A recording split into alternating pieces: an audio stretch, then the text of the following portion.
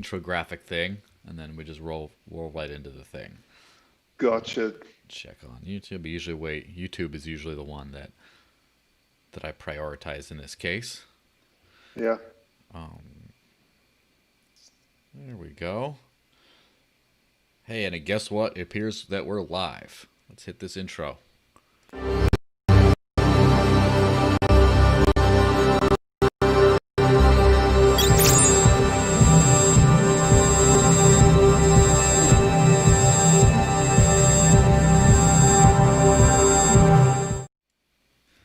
And hey everyone, happy Friday. I have the fantastic pleasure of speaking with Joshua Scigala of Vaultoro. We go way back, not super way back, but way back enough to be one of my buddies. So how's it going? Good, Joel. Yeah, man. We definitely go back, don't we? Far out. We've uh, we've gone through a few chapters of the cypherpunk novel that we call Crypto. Yeah, absolutely. So for those who aren't familiar with you outside of Vaultoro, how did you get, what's your story about, how did you get started in crypto? Well, basically, I was running a swap. I Mm-hmm. was always interested in these alternative things, and I ran this swap site where people could swap clothes, and that was back sort of 2001. And I always wanted money in there somehow. I was like, how can we do money? Because swapping is just a terrible way of doing exchanging. Yeah, of course. Um, yeah, because I really love your shirt there, but you hate everything. Yeah, the dasher, amazing, beautiful. But you don't like anything I have. So, hey, we're trading in this amazing marketplace. We could just have a token in the middle. But it was after I started looking around, I was like, but then I just become another central bank. And I was Mm-hmm. looking around for these digital tokens. I did, they were, I was calling them credits at the time, try to figure out how to do credits without me being involved.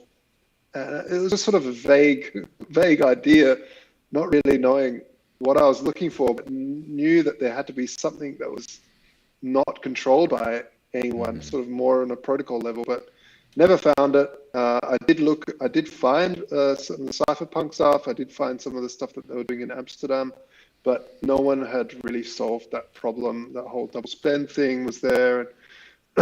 And so then I sort of forgot about it and let it simmer. And then I did find it, you know, pretty like late 2010, early 2011, and I read it. And I thought, oh my God, this is it. This is crypto. This is the stuff I've been looking for. And I pretty quickly incorporated it into Swapstar. I think I was one of the first sort of things to incorporate Bitcoin, apart from alpaca socks And what at year that was time. that? But that would have been 2011. Uh, So very early yeah. days. Yeah, early days. Yeah, it was funny because Swapstar was mainly for women, so everyone was like, "What's this Bitcoin thing? What is it?"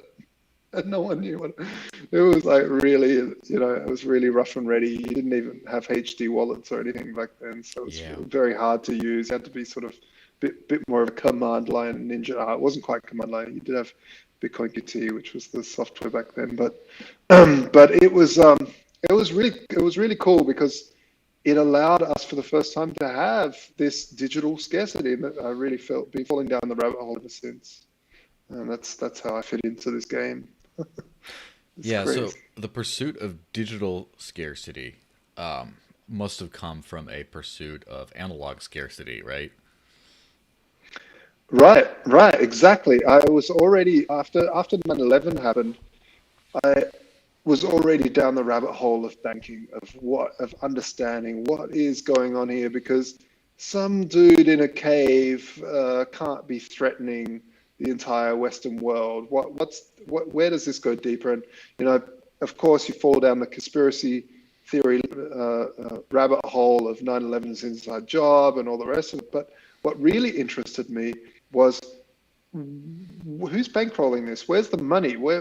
Follow the money, and of course, then you find central banking, fractional reserve banking, and rehypothecation of money, and just realize that the whole system is one big dodgy scam put on by a few uh, sort of unknown families. And and so yeah, I then thought gold and silver. So I started buying a lot of gold and silver back then and saving in gold and silver. And then of course, when after Mt. Gox collapsed, I thought there's got to be a better exchange way, and that's why I tied gold and Bitcoin together, and now Dash as well. Yeah, that's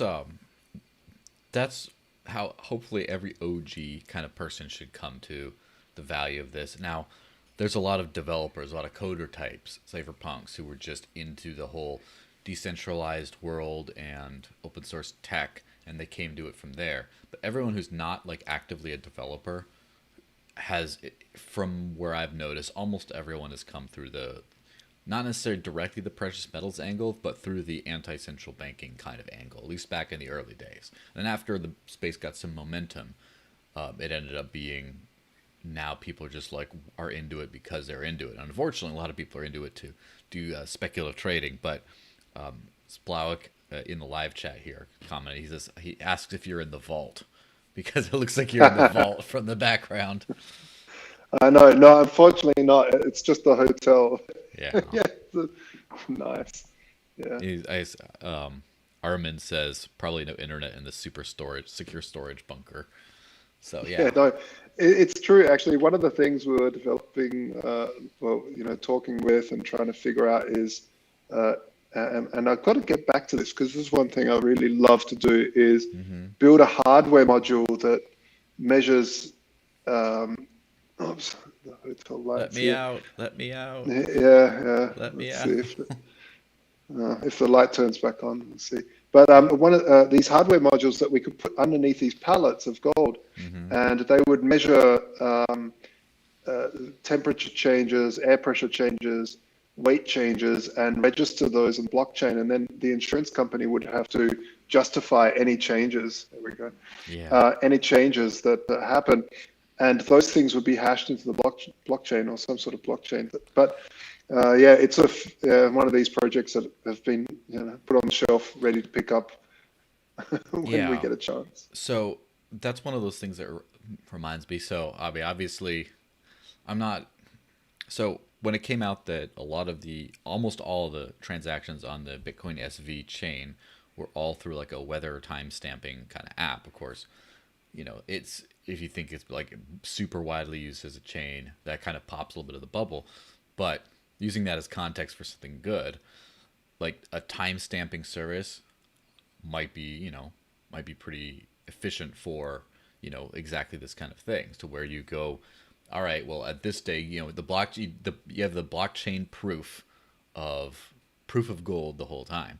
And that's one thing is like I was listening to the Crypto Blood show. Shout out to Crypto Blood, who had me on earlier, and he was talking about exactly the Dash Investment Foundation Vaultoro combination, and specifically a lot of headlines were running with the Dash is now backed by gold, and he was just basically casting doubt on the idea, saying that you cannot really redeem a unit of Dash for an equivalent amount of gold. It's not really backed by gold, which is true. And obviously there's a lot of like lost in translation between a few different quotes and then hits headlines and then backed by and redeemable for. But I mean, and that kind of goes to the whole risk of like when you have a digital asset that's accessible anywhere, and it's backed by a physical asset, how do you actually verify that physical asset exists and is still there?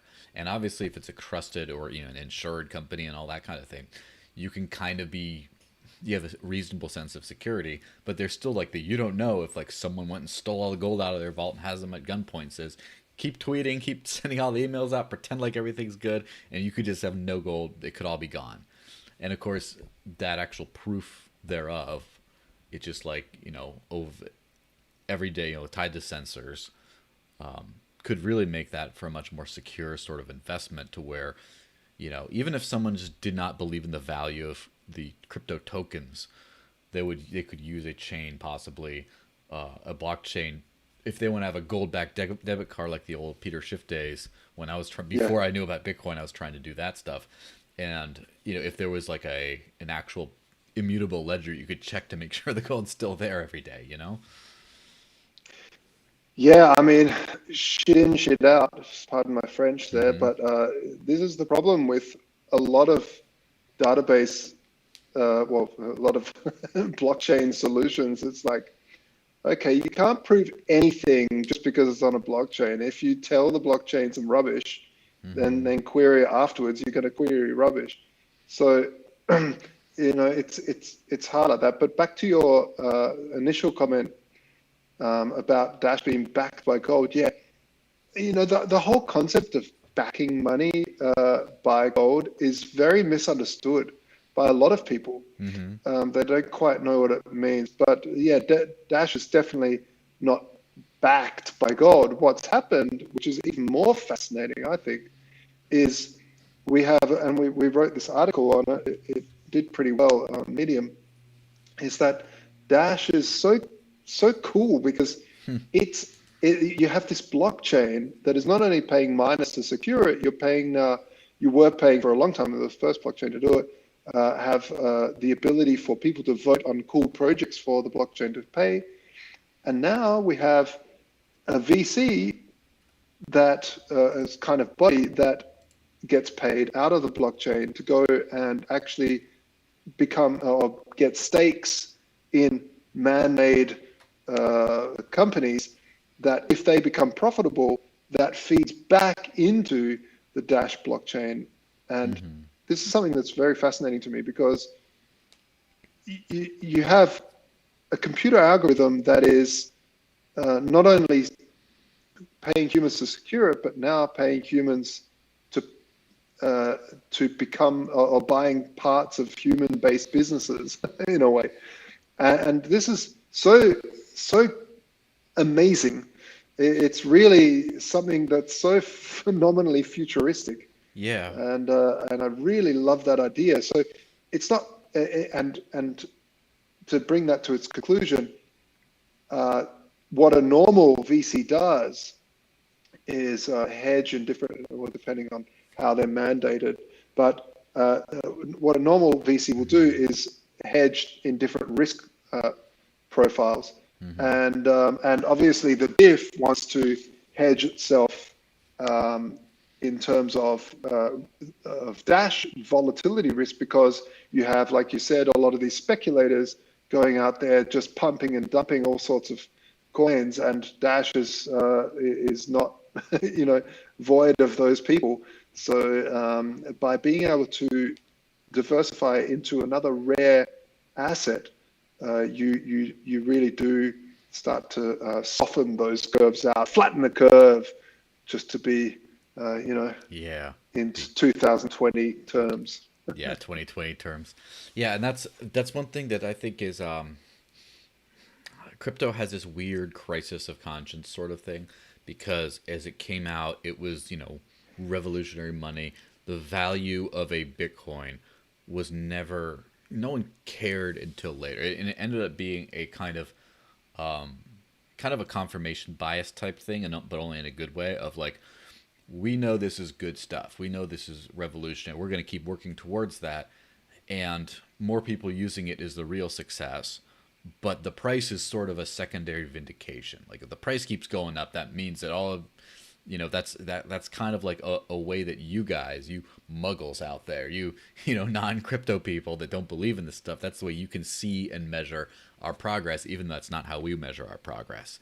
And so it started as that way, and then eventually just became like a more of a price thing of like, if it's going up, that's good. If it's not going up, it's not good. The only thing that's good about it is if it goes up or whatever. And then we get to that point where then it's like, well, why don't we get the technology as a whole, maybe not BTC in particular, possibly BTC, but you get it used as a new censorship resistant money, the original sort of reason. And then it's like, well, it's too volatile, so we need a stable coin. And that thing kind of drives me nuts a little bit because on the one hand, volatility is great from that old perspective, right? From the middle perspective of the entire reason you want this is so it goes crazy and you can stack sats and you retire off of this, or you can just buy the dip, or there's no dip if it's not volatile. You want the volatility, but then you don't want it because it's not good for payments. So you buy into this system that's supposed to replace fiat currency, and by changing in value, hopefully on an upward trajectory, it becomes less useful for money. So now you want a crypto token that's based on valueless money, fiat currency, and it's like you come Yeah. full circle to now you go from using useless paper money controlled by central bankers to using useless paper money controlled by central bankers with a little digital timestamp on it. It's very strange how that worked. No, absolutely. And this is one of the reasons I started Vaultoro, was also to do my little tiny step. Of course, it wouldn't be us alone, but to Hmm. start pricing things, start pricing like Bitcoin in gold. Yeah. Because why we all got into crypto to get away uh, from fiat, yet we're pricing Dash in gold, we're pricing Bitcoin in gold. Sorry, we're pricing Dollars. Dash in fiat, and yeah, let's move away from that. Let's start. For instance, Dash is now zero point 0.8 of a gram. Just Nice. just so you guys know, that's how you price Yeah, things. and also, of course, I have to keep my little roots here. I got paid with this last year to speak at a conference in Spain. So I Nice. That's keep a that. gram. Yes, and also this phone that I have, which if you see me looking down, I'm just checking the live chat and stuff on it. This phone was bought from Yeah. cryptoemporium.eu. Shout out again, I'm like those guys too. And it was priced in Dash. It wasn't even priced in USD, but they accepted Dash. It's a crypto only thing. They price everything in crypto. So they're trying to go Wonderful. like straight there. And as far as like when you start hearing about adoption, and well, it has to be a unit of account as well, and you're never gonna unseat the dollar for a unit of account. I wouldn't say like never, because obviously we've used different fiat currencies. I mean, when I went to the Dash convention in Europe, within the space of a week, I was using 5 different currencies. It was dollar. We went the British pound, the euro, the Swiss franc, and Dash. And if I'd used a different crypto, that would have added to that. And so it was like already juggling a million different currencies. But I Yeah. found in my own life, I have priced things in Dash before, and not. I can't remember if I did with Bitcoin, because probably back when I was living on Bitcoin in 2016, it was probably too valuable already for like most things. It was like 3/8 of it was like a small fraction, too small of a fraction to really care. But like now, for Yeah. example, if I do, you know, it's like 0.05 dash for a coffee or whatever, expensive coffee or something like that, or like a quarter dash for like a case of beer or something, like a case of nice craft beer. It's like you can not, and because that's what I have for my everyday money. And it's like, well, how much do I have versus how much does this cost? It starts to the psychology starts going in there with the pricing. It's like, how much does this cost in dash terms? It's like, that's what I want to know, because that's how I know if I can afford it or not, is because based on what I have on me. So I think that Yeah. this is not that big of a hurdle to jump over. No, I agree. I mean, you were spot on. When you go to a different country, and when you first get there, you're always sort of calculating back to your home currency, because that's how you can route. Oh yeah, a liter of milk costs that. So but after a while, it's like, stop doing that, because it's just painful. Hmm. It's, or it's really good, like because for instance, Switzerland, everything is in Swiss francs, and if I start calculating back to euros, I'm like, ooh, that's painful. I don't want, Yeah, the same like thing with that's expensive, and like, you don't want to think like that. After a while, it's like, okay, this is the price, and dealing with it, and you stop doing it. It's the same with Bitcoin or Dash. As soon as you get into the mindset of, okay, this is how much Dash is, this is how much Dash I've got in my wallet, and I'm at the I'm buying something online. Okay, well, that's I can afford that, and people will still calculate it, but I think it'll take a while. Let's say another 5 years until we have enough people selling their services and stuff like that to really lock into people's minds of thinking in Dash, Yeah. thinking in Duffs. And obviously, if people have that as their savings, that's what they trust, then it'll be easier to do that. Even if things are priced in dollars, they start making the conversion based on what they have, what they can afford. But also, I honestly think that this kind of thing is going to happen wherever you can't really use dollars for whatever reason. And so, for Yeah. example, I notice, you know, slight currency tangent there. I publish all my like video content, all my articles and stuff on LBRY, and LBRY of course runs on its own blockchain, has its own credit system, and when getting tips or when receiving tips or when having a little paywall behind some of my more exclusive content and stuff, and people pay it. I like price it out in LBRY credits because that's what you get. There's no fiat because of course it's not a fiat based system, and to a certain extent, I start thinking not like, oh, I got like $28 worth of stuff on this video. I just think like, wow, I got like, a few, 1,000 credits or something like that. I got 800 credits on this. This is great.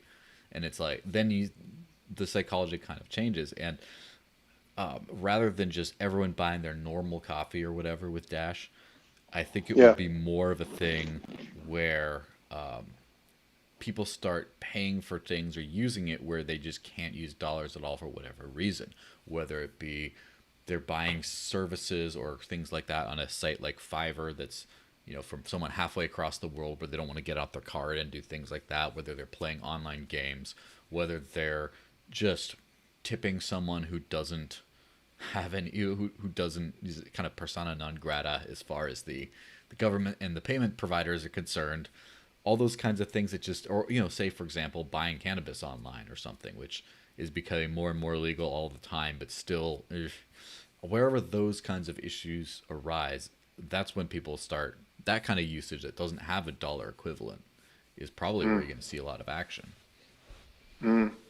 Yeah, I interviewed Andreas Antonopoulos about a year or 2 years ago, and asked him the question about volatility, and do you think it matters? And one of the things he said, which I found very very interesting and resonated a lot, is that if you have 1 foot in fiat and 1 foot in crypto, in whatever in Dash or in Bitcoin, you still you feel the volatility because you're still in that space. But he, as well as yourself, Joe, you're living in the crypto world. You have both feet in that, and so when you take Dash in and you spend Dash and you've got some personal assistant or something that you pay Dash in, then it sort of flows, it moves, and all of a sudden the ridiculous volatility that we see, compared to the traditional currencies,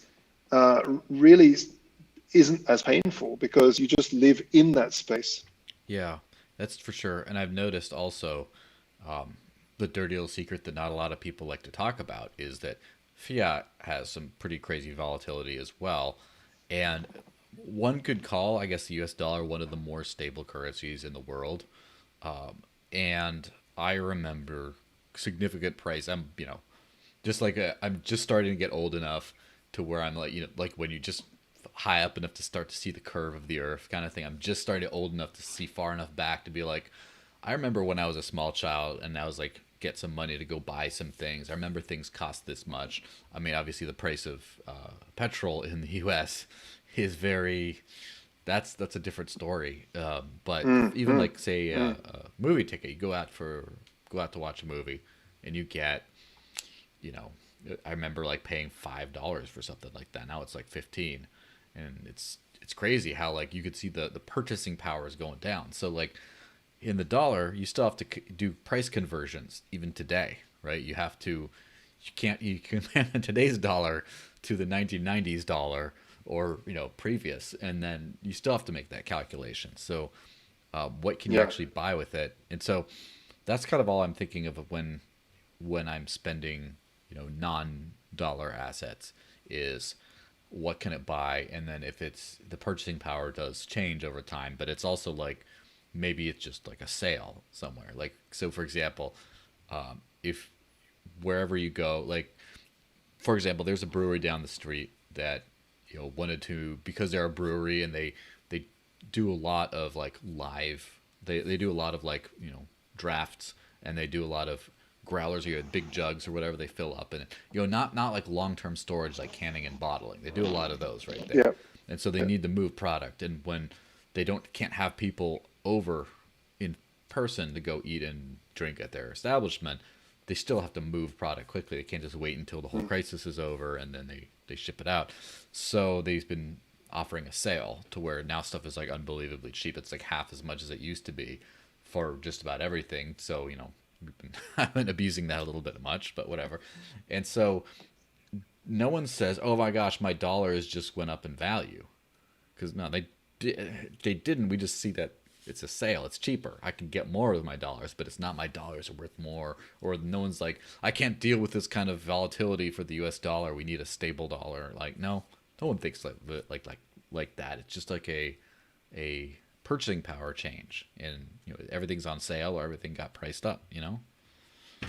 Yeah, yeah, totally, totally. And it's interesting that you brought up oil, because oil is one of the manipulating factors of fiat and, well, of inflation rates, where, because oil is it's a big part of the purchasing power of everything, because you have to transport everything. You have to either, there's just oil plays a part in the price of everything.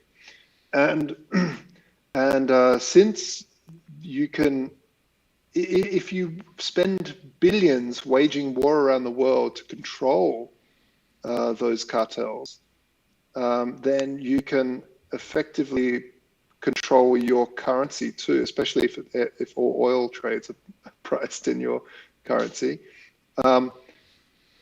You can control and manipulate inflation rates, because you say, well, look, oil's gone down so much, so actually our official inflation rates are quite low, and so there's a lot of weird things, a lot of tricks that the governments play. I remember looking deeply into how the official inflation numbers are calculated, and one thing that really struck me was, for instance, if there's a television one year and the next year it's higher definition, they would say that it's effectively cheaper, even if it's more expensive, because they feel that the higher resolution is worth more than the price it's gone up. And so it's effectively, you're getting more for just a little bit more price, or let's say the same price, to keep it simple. So it's actually cheaper. So things have gone down in price. So inflation is actually not happening. It's we're in a deflationary economy, let's say. But really, at the end of the day, you said it spot on. Movie tickets, things like that. But really, it's you should every year go to the supermarket and buy the same things. Buy yourself a liter of milk. Buy yourself a bunch of cheese, a watermelon. Just get a big shopping cart that you buy the exact same stuff every year, and check the bill at the end. And that's real, true, hard inflation. Yeah, well, that's for sure. And funny enough, all the meat that we get for here, we all get from a small farm and pay them directly in Dash, and have done that for years, and not even to a conversion. They just take it straight into their wallet, and they don't really convert. Beautiful. And they take a few other cryptocurrencies. So for me, like the actual price of meat and what you're able to get with it does kind of change with the market valuations. But and that's of course one thing that for the people who do in that hardcore way, there's always that little bit of a risk, because of what happens if you get a business on board and then you give them a whole bunch and then it dumps. It depends on like where you get it and of course under a long enough time frame, and like when Dash is down at the like $50 and stuff, I will still spend some, not a lot obviously, because I try to make sure to spend it when it goes farther. But when it's down at the bottom, I still spend some, and then whoever I got the coffee and the French baguette from, and it's like now that $10 sale or whatever is now worth like $30 or $40. It's like, okay, so they're doing better because of that. But the volatility thing does kind of complicate things to where you need more timing. Now, Mm. or you need to just, you need to, or basically you just do all your merchant adoption at the bottom of a bear market, and then just like, they just love it going up, and then just at the top, just send out like a email to all your friends, be like, okay, you better start diversifying now or something. But um, with what the diff is doing, Easy to yes, say, very hard to do. Oh my God. very hard to Yeah, do.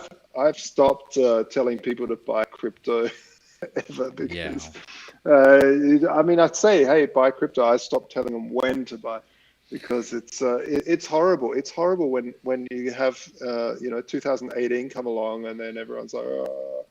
yeah, But one thing that I've told merchants always is look, the amount of sales you're going to get is going to be minute. So don't take it as like, oh, I've got to like sell this and then restock that. Unless you're a crypto only business like Vaultoro, um, if you're doing normal business and then like your meat guy, obviously he would get most of his trade in fiat, and then hmm, he'll do the odd dash trade, right? So it's not going to break the bank if it goes down. It's just like a cool thing to do. So if you run a shop that sells newspapers, then it's not going to break the bank if a guy goes and buys some gum and a newspaper for some dash, and then it dumps the next day. You just say, well, you eat that. yeah. Well, that's the thing.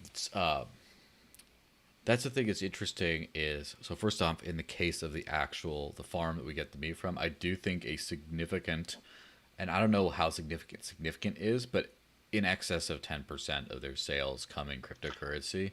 And it's not, Wow. it's a local farm up north. It's, very liberty friendly. All the people that they know kind of do it. As in, I've been there buying my meat with crypto, and I've seen I'm not the only one. And so there's like, and I do know because I do get comments when the price goes down too. They're like, oh, it's been rough lately. It's not just, hey, this little bit on the time, because, they Yeah. receive it, and then basically their costs, their their goods are, produce off the land. And so what do they need to buy? I probably a lot of stuff from Amazon through like Purse or something like that, and then some random other things they could spend crypto on. But in the other side of things, as far as I do know a few local merchants around here, because a few of them have taken different strategies as far as how they're going to accept it. And some of them write it off as like a promotional thing, as in they're giving off free merchandise, and they're just Mm. receiving this is valueless stuff. It's just that's what it is. And of course, others are viewing it as cash, and every time they make a sale, the owner, the proprietor, puts some of his personal cash on the register, so you're just buying it off as it comes, just to sort of, keep things going. And one thing I'm a big fan of Dash Retail, the point of sale system app, all that was developed by the Dash Treasury, because not only do they have a way of hooking up to Uphold, so instant cash out, which oddly enough, I mean, I know Uphold supports precious metals. I don't know in what capacity. I haven't looked too much into that, but you could get paid in Yeah. Dash and keep it in gold if you wanted to, for example. But Yeah. the Dash Retail has a mechanism that lets you keep choose a percentage to keep in crypto. So, or in Dash in this case, right? But that would be interesting if you could just say, all right, look, why don't you charge a 1% surcharge on your on your merchandise for Dash? People who are living off of Dash who want to spend it, they either don't mind the 1% surcharge because they're just nerds, they're happy to use it, Yeah. they're having fun, or they just have a bag, they're sitting on a bag, and then when the price goes up, rather than just cash out to fiat and pay fees on that, they're just like, yeah, I'd rather just spend it around. So they're okay with that, and then you get 100% back in fiat, but then you get to keep a little bit, and then a little bit on top, you get a big pump, and then all of a sudden you're like, you have your own anti-fiat balancing strategy as a business. So that's another interesting way of doing it. Yeah, I saw there was another one. I was where was I? I was in Munich, and suddenly there was a sign saying, accepting Dash. I think it was Dash. Yeah, and And oh, cool, yeah, woohoo! As soon as I see it, I try paying it. Of course. And I bought our pizzas like that. And what it was a friend of the owner was like convinced the owner to accept Dash, Hmm. but he would then put his own cash in the register. Yeah. So, you said before that the business did that, but there's also this method where it was a friend of the business who would do that. So I thought that was kind of Yeah, interesting it's as like well. a third party kind of a thing. So that would be interesting. Of course, if they're friends and you can trust that they're not going to sort of screw you, that's always a better thing. But like, especially if it's Yeah. like, hey, why don't I buy half of your crypto off of you all the time? Because I want you, business owner, to feel it, to you know, get into it a little bit and just see how it works. But ultimately, so the buying crypto thing is a difficult thing for me because I've seen what the valuation's done over the years, and especially back in the day it was easier because you could say Bitcoin, it's great, it's going up, and now there's just a lot of different coins, and the thing they're using is probably it might not be Bitcoin or at least the top Bitcoin, whatever, however you want to call Yeah. that. But then now it's like, Is it on China's list? yeah, now it's That's like I think Dash is great, and it's also not done as well as some of the other assets, including Bitcoin over time. And so I kind of feel like, should I tell people to buy some? Probably, I don't know. So what I do tell people to do is, first off, I tell people they should have some exposure in cryptocurrency in non-fiat scarce assets specifically, because fiat's not going to work out in the long term, at least. And even if they do, they keep turning over the scam again and have a different currency or whatever, that the one you're sitting on is going to be inflated away or gotten rid of at some point. Like, for example, I grew up in Mexico in the 90s, and then there's a peso crisis. And so I'm a little kid holding up these little coins that my grandma had. And I say, what are these? Oh, they're no good anymore. Those are the old ones. They got rid of them. And it's like, oh, so all this. And after she passed away, we went to her house and we're cleaning it out. And there's just a lot of coins and things like that are completely worthless. They would be like, hoarded away and things like that, probably for a rainy day or something. And now they're worthless. They're not just worth less, they're worth nothing, because other than as collector's items, because the government just turned over its fiat. So I would say you got to have exposure to something more secure, more lasting. And then I just tell people, use crypto, use the technology. And that's, first off, if you use it, then you benefit from using it. You don't mind if there's some fluctuations here or there. So, like, for example, the ability for me to live freely, to be free, not to have a bank account, not to have the stress of not knowing what that number is going to be like when you check it, because with a bank account, anyone can take money out, and if you have your payment information, they can just extract it. You can't extract from crypto without your permission. And so there's that, especially if you're a lower income person, there's a lot of stress associated with what I'm going to find when I check my balance. And just being able to live free, not have that, not have to be like, well, what's your ID? How do I explain this payment? Oh, my card got frozen overseas. So I just, like when I traveled to Madrid, I just got my Dash wallet. I went to a big ATM shaped like a Bitcoin symbol. I just got some euros out for the thing. And I didn't get a call from like Ryan Taylor saying like, hey, what's this charge? What are you doing? Is this really you? Like, no, because he's not involved. No one can tell me what to do in that way. And there's a lot of benefits that I can't price in from using cryptocurrency. And I'm one of those people in one of the best places of the world for if you are banked, because like I need crypto the least, and even I'm like benefiting from it. Can you imagine people that like, you know, that need it a lot more? Yeah, I mean, absolutely. It's, we do live in countries. It's funny because we see. I think where our advantage is living in a wealthier country is that we have the luxury of seeing the pain that people suffer through in failing economies. They obviously feel it, but because they're living through it, it's very hard to deal with it in a timely manner when you're living through it. I've had friends that have, if they're in their 40s or even late 30s, and they're from Russia, they would have gone through like 3 currency collapses. And so there's a lot of people that have already experienced that.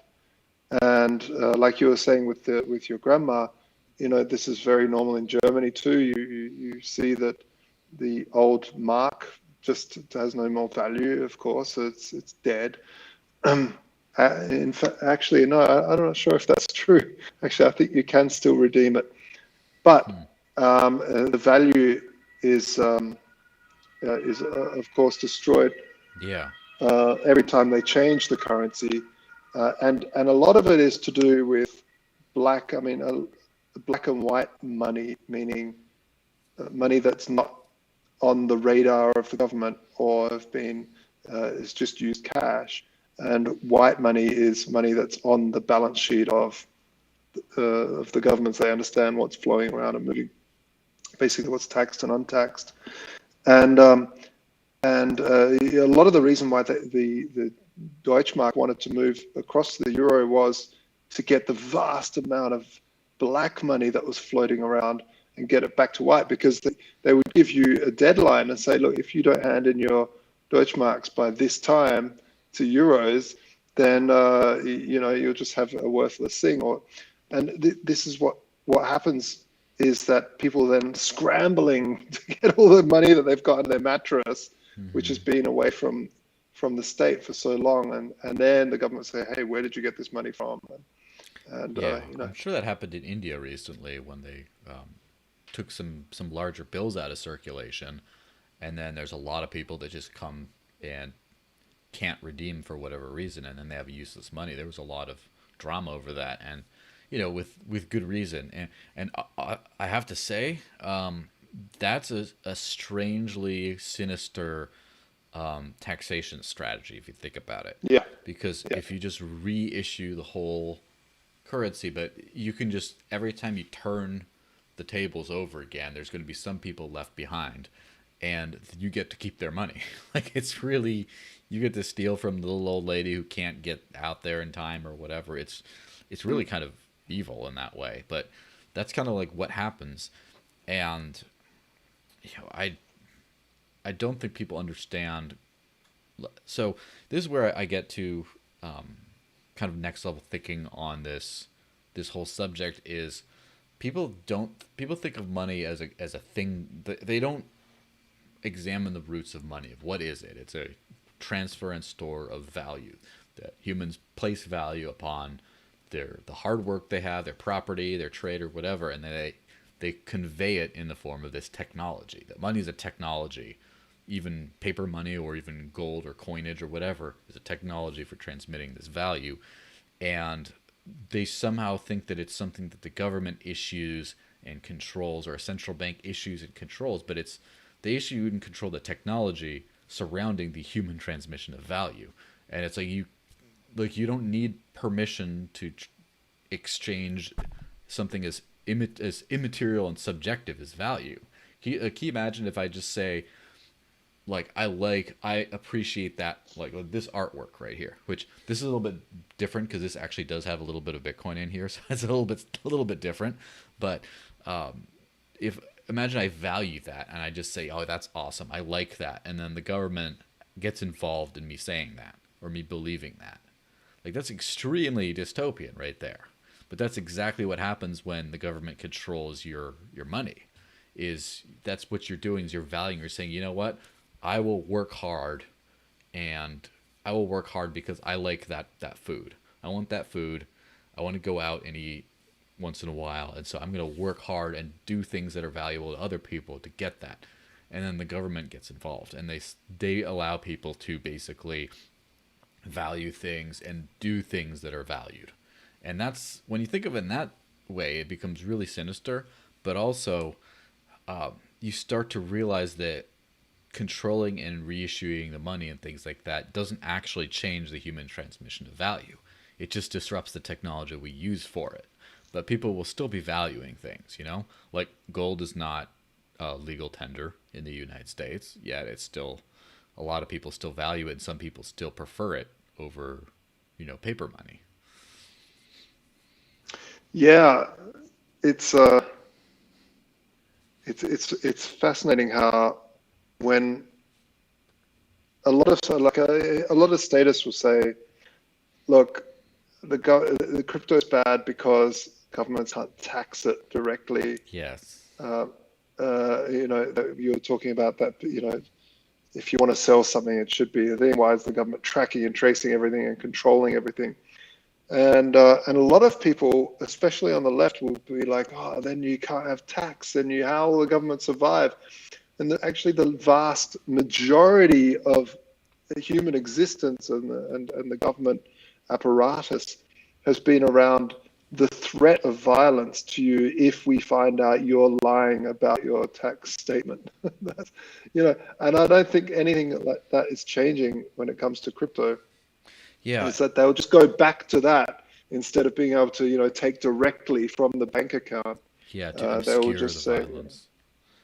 yeah, Yeah, and that's a thing that I think people are starting to realize. There's a lot of revolutionary concepts coming around, and I kind of, while I feel like the greatest success of what one call more right wing movements or libertarian type movements have been things like crypto or things like firearms ownership or things like that. But there's a lot of interesting concepts coming out of leftward political movements as well.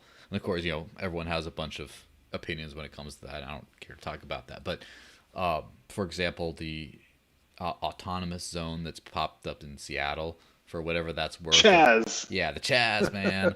For however long that lasts, for however dumb that might be or brilliant it might be, who cares? The point is that there's a thing that's kind of challenging the challenging the social contract, as it were, that just says, you know what? We elect to do things differently here. I don't care what the government says. We have seceded, in a way. We're autonomous. And you also have, to talk about the whole defund the police thing, which is coming from a lot of the people who are probably the greatest perpetrators of increased tax slavery and things like that. But who cares? It's a concept that's out there. Just the idea of, we don't like what government's doing with us. We have the option to not pay them and shuffle things around a little bit. It's kind of a membership, a usage-based kind of concept that we own government. The government's our servant, not the other way around. Which is, obviously, I don't really, I believe that at its worst, government should be our servants. As best, it shouldn't probably be there at all. But that's just me. But when you're talking about, we're talking about that whole voluntary nature of things, that where people are starting to think that they don't have to listen to police necessarily, that they have the option of changing what police do and disbanding them. That idea really ties into the whole crypto thing now, where now if people don't have forcible extraction of money from them to pay taxes, that the government has to say, you need to pay your taxes, and then they have, I guess then they have the option of paying taxes. Of course, it could be the option of paying taxes or suffer consequences, which are not pretty, but it still isn't that it gets extracted from them automatically. And of course, every government, governments, there's a lot of stupidity involved with governments, but a lot of people in governments at the higher levels are not stupid at all. And they know there's a certain amount of revenue that they're getting automatically, and there's a lot that they should be getting, but they're not getting. They understand that they don't have 100% success rate on taxation. That's just not the way the real world works. Some people hide things. Some people do cash only. Some people barter. Some people do whatever else. And so at some point, I think they're going to realize that they need to encourage to make it easier for people and more favorable for them to pay rather than just threats.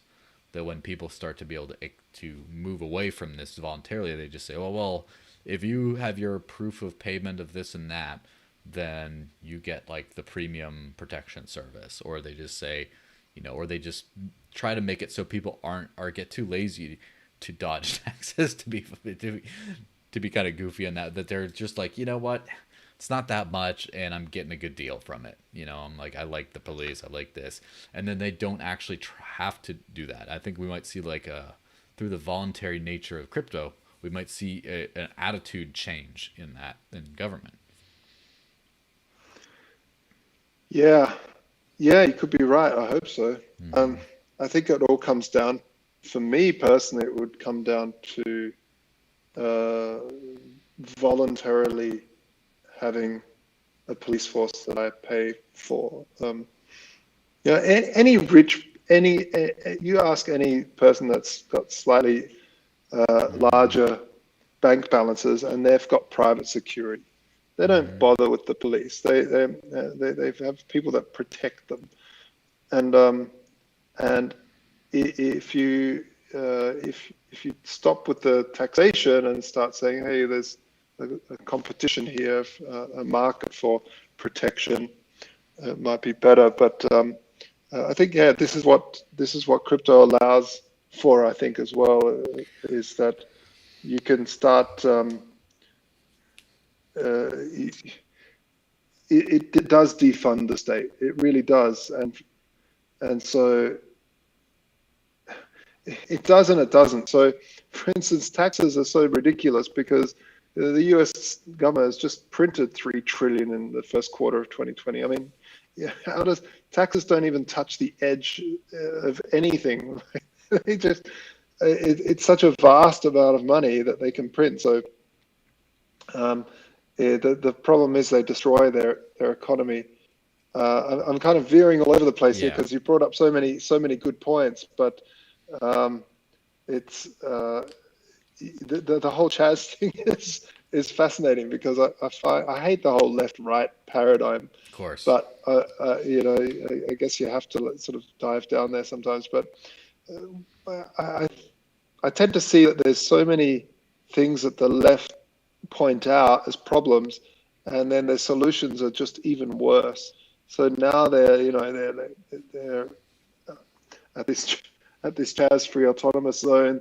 There's armed guards everywhere. They're not their names aren't on their badges or anything because they're just militia. They're just Yeah. like patting everyone down. They've put walls up everywhere. I mean, they're more right wing than left in terms of And traditional. and this thing has been attempted before. Again, going back to the night, there's a lot of interesting stuff in the '90s in Mexico, as it turns out, because during the mid '90s in Mexico, there was a communist, an anarcho-communist, whatever that means, uprising in the south Yeah, of what is Mexico, that?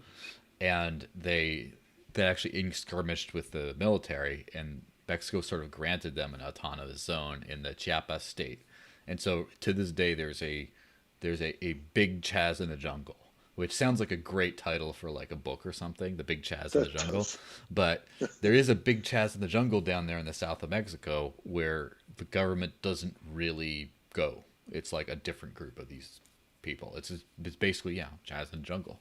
So everything has been, and of course it's very poor, and it's not like the people ruling it are still ruling it. It's still not like anti-government, but I think what a lot of people would prefer that kind of situation, maybe not once they're in it, but before, because they have a feeling of self-government to a certain extent, is in the armed goons and the dictator are like from like us 12 people that we know. It's like we know the guy. It's like our people. It's not some big corporation somewhere that's like buying politicians and all profiting off of us.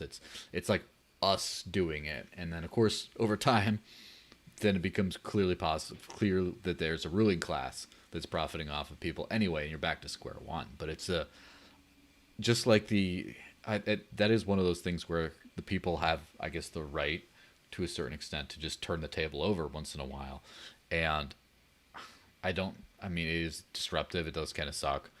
But I think that more people's ideas are inconsequential, I think, to a great extent. It's people's actions that are consequential, and people act a lot of times in complete defiance of their ideas. And because that's just the way the free market works. The best rises to the top. People show via their economic activity. And so, for example, like people always like yell back in the day when I was, working directly for the Dash DAO and I did a lot of promotion, did a lot of chatting on social media and stuff. People accuse me of being a shill. You're an evil shill. You're just a dash shill. I don't trust anything you do and stuff. And but like what you gotta trust is I could say anything to pump a bag or because I just want to disrupt people. But I mean, is Dash the best payments coin? Well, I don't know, but my actions are telling me that it is because that's what I use to buy things. What I use for money, and that's it's kind of through actions we will know that.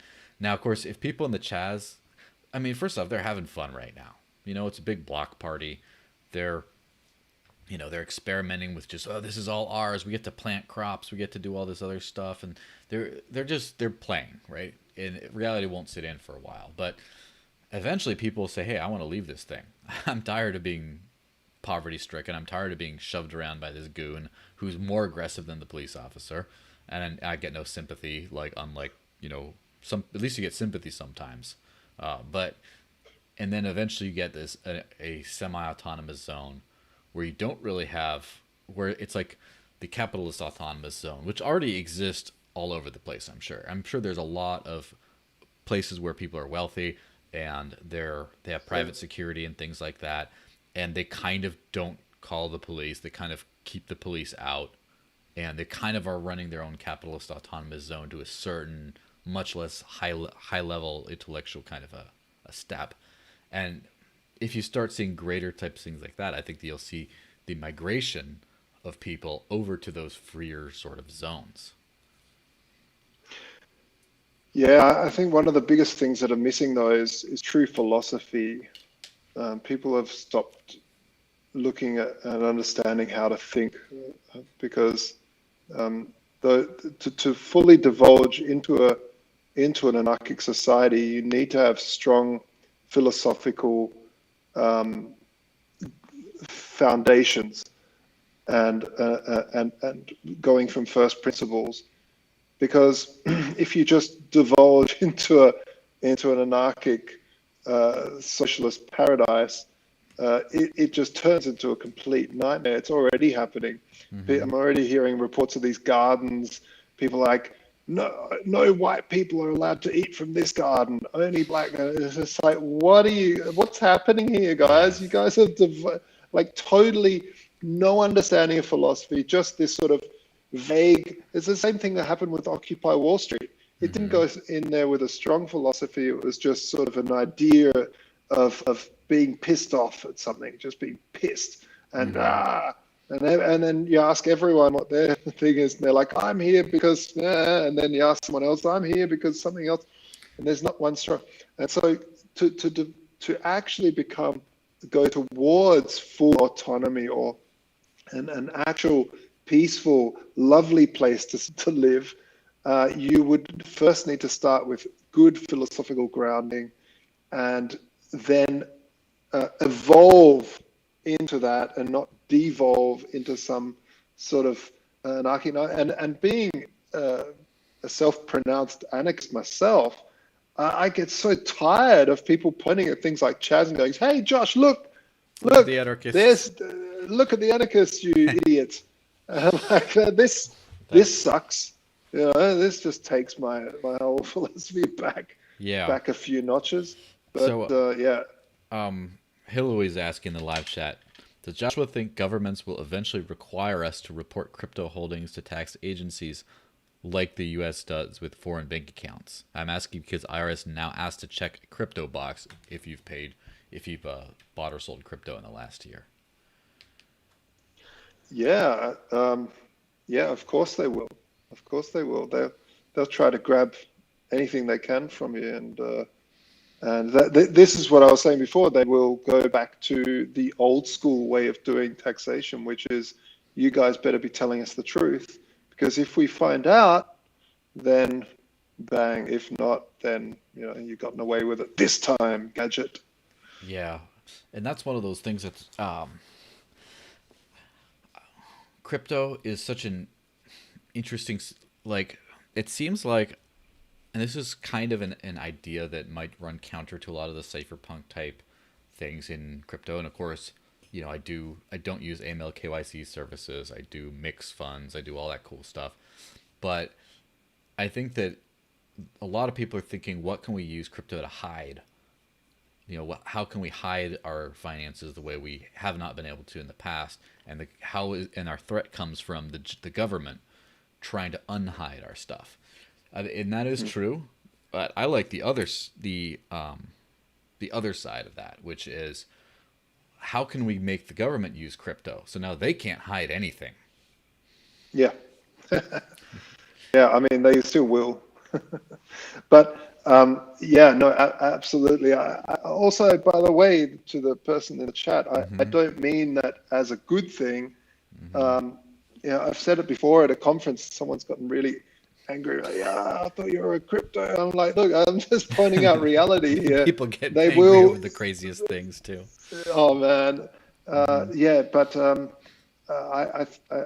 yeah, it's interesting because having the traceability for an official is very good. Good friend Connie Galippi, she runs Big Give, and she has a really nice way of tracing crypto through the charities.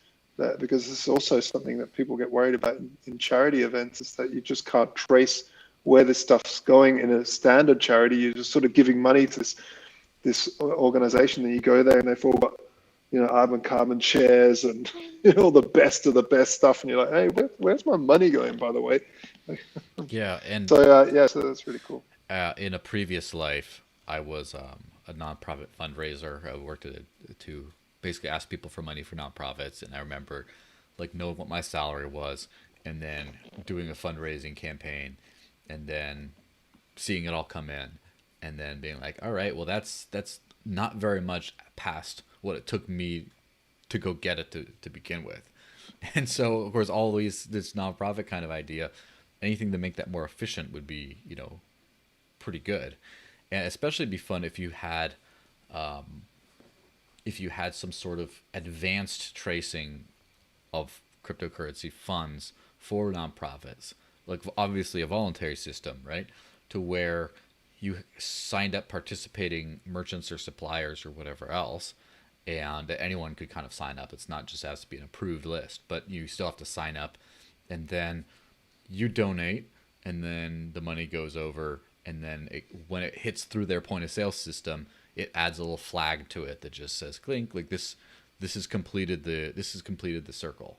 Like someone, like the coffee shop sent it to those poor Ethiopian coffee bean farmers or whatever else, and then it completes a circle, and then there's a little ticker you could check on the blockchain of this coffee shop here processed this much in nonprofit funds this month, and it's just like, oh wow, everyone can kind of see that, like some radical traceability and transparency on some elements of finances. On the other hand, I don't want anyone to know how much money I have, so, or how I'm spending it, or where I'm spending it. So, it's so important not to make sure that people have privacy. I mean, this is just, it's insane to think that people can track and trace everything. This is why I really love that Dash has had a focus since the start, since Darkcoin, on privacy. It's super important.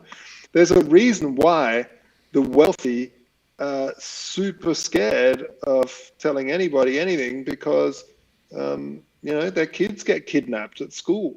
I mean, you just don't want to tell people how much money you've got in the bank. Not only that, if you run a business, you might not want every employee to know how much every employee. You might have that as part of the company culture, that everyone knows how much everyone's earning, but it tends to lead to jealousy and all sorts of stuff. Mm-hmm. You need to have privacy and money, full stop. It doesn't work any other way. Yeah, there is definitely going to be a move towards privacy, I think, because not everyone understands the value of it, but we're starting to enter a post-privacy world where now, for example, there's some famous comedian who's getting under some sort of scrutiny for messages he may have sent 10 years ago to, girls on the edge of, like, somewhere around the legal limit, like, around of age, like of age barely, or like a year before of age, but just flirtatious messages, nothing explicit, but still it's like now everyone's thinking, oh wow, Now, everything I've ever said ever could all become public at some point. I think people are starting to see the value of privacy. Of now, like when people don't have privacy, they start to become very scared, and they start to like behave in very strange artificial ways. No one says anything. No one. People are afraid to tweet something because they're like, "Oh, you said that in 2019, and then therefore that means that you're part of this." Or a lot of times they look back and just say, you know, they look back and just say, you didn't say anything to support this cause back in the day, and now we know that you haven't been an ally for a long time. That actually happened to Domino's Pizza, of all places. The pizza chain got in trouble, or some people got in trouble because some guy tweeted something in positive, say, great pizza, I love it, I think it's better than New York pizza, which is, you know, ridiculous, but whatever. And they're like, thanks, we're awesome. And that person was it like several years, like 5 years or more down the road, 5 to 10 years, just they just turned out to be some kind of a racist or something else like that. That's a terrible thing. And now people are like, hey, Domino's, you mean people, you supported this guy. And they're like, it's just some random guy on Twitter that said they liked our pizza, and he wasn't busted. He didn't do anything wrong back then, and you're just dragging up this whole tweet. And in that culture, I think people are starting to see the value of privacy. That they're like, you know what? I want all our messages to be encrypted.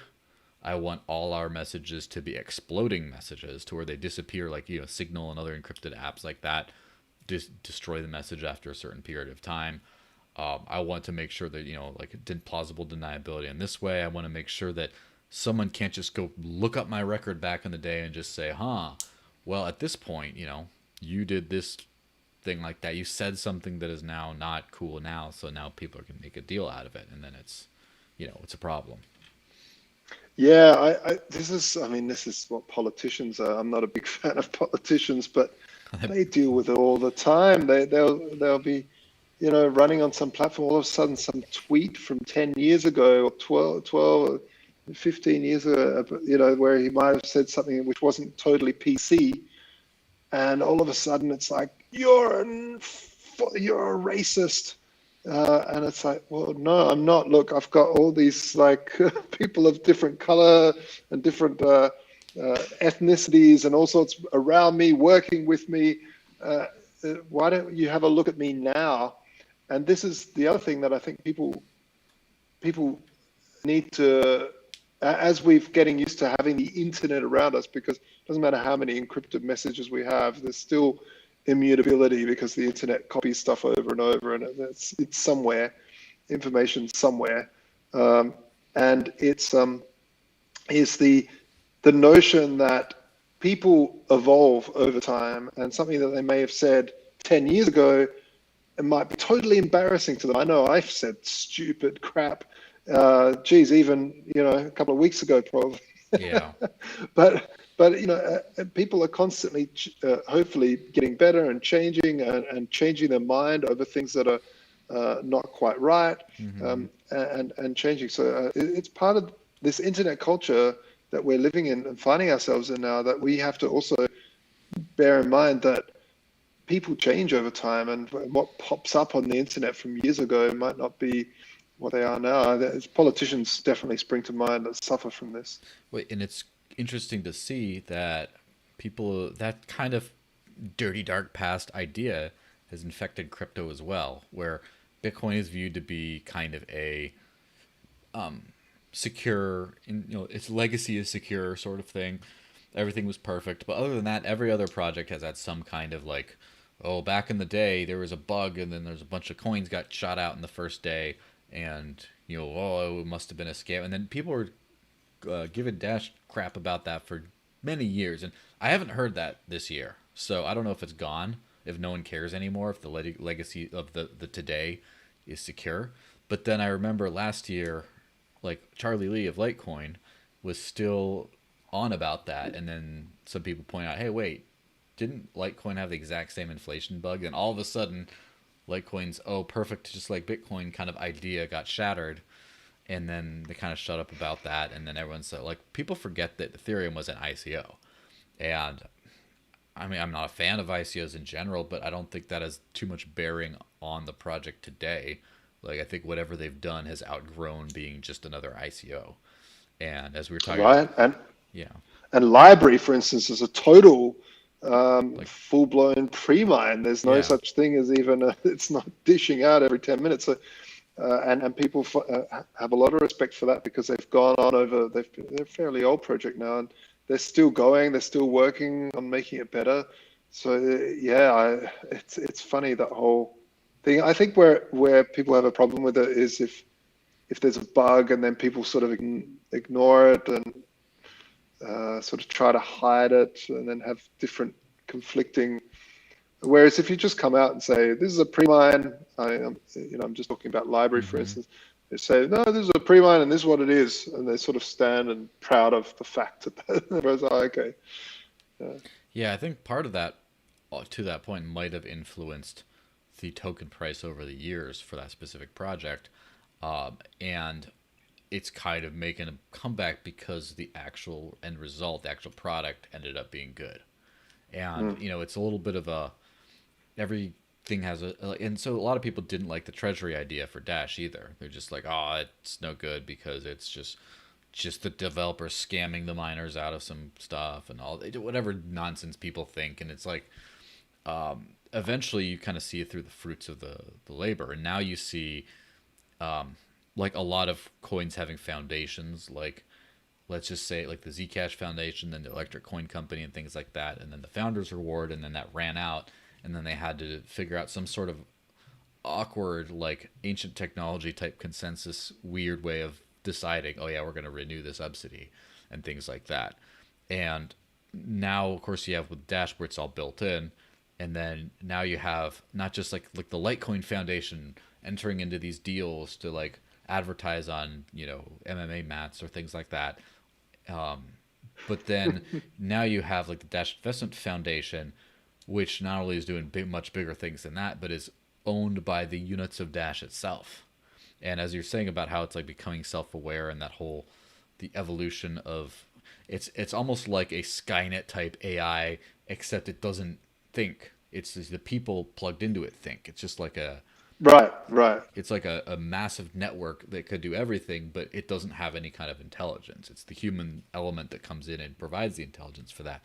And what I would Yeah, love to see, just like you were saying about sensors and blockchain, you, basically recording the presence of gold in vaults on the blockchain to make it yeah, more actual secure than just like, oh, we'll take our word for it that we had the gold at some point kind of thing.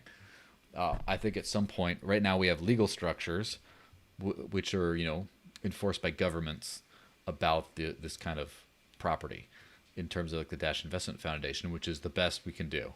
But I'd love to see a day when we don't have to have those anymore, and the property gets tied to the units of Dash through a smart contract or something like that, to where then when you decide to say disband the trust, or you decide to sell some of the assets, or you decide to elect a new person, it's you don't just do a blockchain vote and then some trustee somewhere goes and looks at the paperwork and just says, all right, we're going to sign some old paper legal things that does it, that it automatically does itself, that the network automatically transfers that ownership.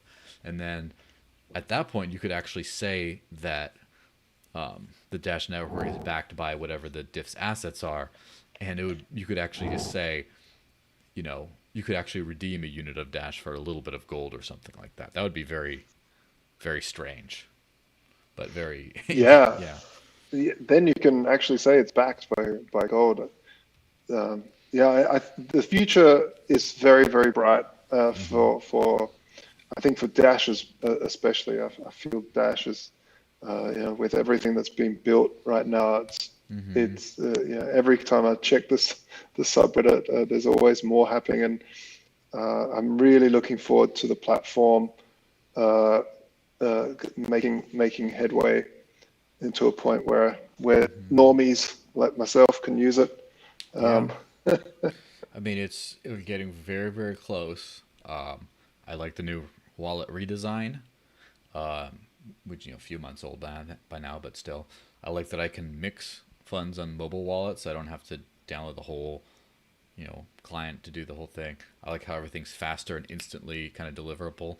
And I have Yeah. had people use, say, Bitrefill or whatever, and with Dash it's instant, and it's like within, they hold like, I think they held some sort of a contest about who can refill stuff the fastest, and of course, Dash blew it out of the water. And I do use those in a point of sale environment, and like waiting for confirmations is for chumps. And I think that at some point we're going to start seeing a lot of these things kind of go together and start to create a network effect of, this is just super secure. And then of course security doesn't really cost anything, it just only costs if it fails.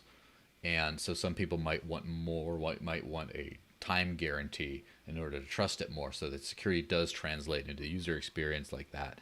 And then when you start having it that you can move any sum of money, and it's 95% permanent within a second or two, and it's pretty much 100% permanent within 2.5 minutes. And then that kind of value, once people start realizing that the value of that, or it's going to be pretty crazy. And it's going to be very interesting to see what happens when Dash's code base diverges more from Bitcoin, because that's one of those things in my whole like journey of like, I learned crypto has value. It's like peer-to-peer digital cash. You can't censor and you can't inflate. And then when Bitcoin stopped working for payments for me, it took me a while to understand why Bitcoin still had value over all those years. And over time, I started to figure out that it's as the standard, as the thing that's used most, that has the most adoption and stuff like that. Maybe not for payments anymore, but as far as most things are familiar. But then also as it's like the mother code base of everything else. It's like the source that Dash has a lot of cool stuff built with a lot of derivations. It's not just, oh, Bitcoin came up with something cool, let's see how we can fold it in. It's more like you're folding in kind of everything with a few exceptions and then building on top of that. And at some point when you stop doing backports and you actually just have to just completely independently see if a piece of the technology needs to be filled in, but you're not doing the backports anymore, that's when it's going to be something crazy. You're going to see an interesting effect. But anyway. Yeah, especially if Bitcoin take on some of the stuff that Dash might be developing. For Dash, I don't think it's the biggest problem. I think it's a huge, because there is such a deviation of what Dash has built. But for the vast majority of coins, they're just forks on forks on forks on forks on Bitcoin, and it just it really is. Yeah, exactly. It's one of those things I do look for in projects when I'm looking to look at a project. I think how much original code they have, because it also shows how clever the developers are behind the scenes. There might be a sweet spot too, because you don't want to necessarily be an IOTA and do everything from scratch and then nothing works, and then the entire blockchain is just not working for like weeks at a time, or blockchain tangled, whatever. And because you didn't start with a solid base. But so anyway, we should probably be wrapping this thing up. What is on the horizon for you and Vaultoro? Oh, well, we've got our affiliate program coming up, which is really, really exciting. We've paid so much money out to Google for marketing, and it just drives me insane, because the last thing I want to do is support those guys more. And so, for me, it was always on the cards to, as soon as possible, get our customers, rather pay our customers or people that like to use us to tell their friends. So we're going to be offering a 0.5 gram of gold for you and 0.5 gram of gold for the person that you bring on to join us. Plus, you get 20% of the trading commission, plus 5% if they bring someone on. So that's really, really exciting. We're giving away like a ton of gold. A kilo of gold to start with, not a ton. A kilo of gold to start with, and then we're going to continue doing that, see how it goes. And the API is the next thing. I've been really wanting to get that, plus the Glassbooks protocol. We wrote Vaultoro from the ground up after 4 years of running the original code base, which was just a Bitcoin only exchange. But that's why we wanted to add Dash, and it was like, man, I don't want to take this and duplicate massive chunks of code and cram it in there because security is so important. So we really focused on rebuilding something so we could add Dash in there well, yeah. So now that that's been rebuilt, we do have to rebuild some of these other modules, like the glass books and everything else. But it's on the way. Super excited about it. That's what's happening with us. Yeah. So, thanks. and you're Jay Scigala on Twitter. So yeah, Jay Scigala. Yeah, Jay and my last funny name with who knows where it's from. Yeah, it's fine. It's yours. I mean, everyone calls me Venezuela, which is hilarious, but especially because of the Dash connotation. But anyway, so Vaultoro.com, check that out. Now, of course, over there, a subscribe button. It doesn't work. Don't try to press it, but it just reminds you to subscribe. And because every other week we do one of these. And obviously I put out a bunch of different videos, but if you only care about Dash podcast every other week, Friday, 4 p.m. Eastern Time, 8 p.m. UTC. And there's my Cointree address there. That is all like the crypto donation addresses for people who want to support the podcast, as well as links to all the channels. Go there. And now it's time for this fantastic thing called the After Party, which is nice conversation like this, except it's not live, obviously. And it's as many people as you want. And yeah, you just get to join in and chat until the wee hours of the morning. And a lot of people are just like, I have a lot of questions about that. And then they do a lot of follow-up, or they talk about just whatever else is going on in their life. So if you want in on the After Party, you have to go to the Dash Talk Discord, which is staydashy.com. And you get in there and you start asking, where is this thing called the After Party? And you can ping me if no one else, answers you, and then we'll get that thing going. So is that running through Jitsi as well? Yes. So if you want to join, you're free to, although obviously I've taken up a big chunk of your time anyway, but it depends on when they kick you out of the vault there. No, yeah, I'll join. I just need to go get my battery pack. I'm sitting in the foyer because my daughter's sleeping. I'm in a hotel room, so I've got 3% battery. It's on the countdown here. But I'll go get it and I'll join you at the after party for sure. Well, sounds good. Well, thanks everyone for watching, and make sure to tune in next time.